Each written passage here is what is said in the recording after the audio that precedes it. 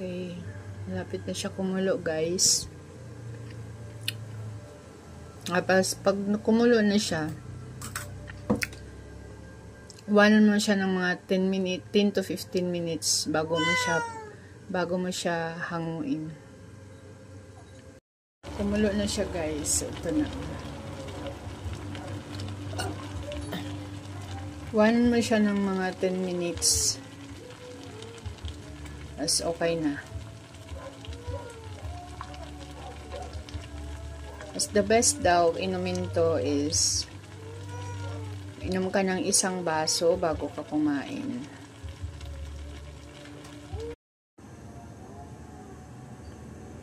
Okay na siya, guys. Tatanggalin, papatayin na natin.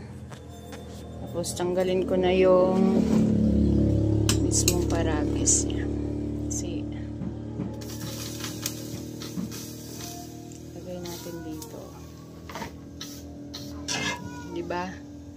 Ito na yan siya, guys. Palamigin na lang natin. Tapos pag lumamig na, ilalagay ko siya sa pitsel.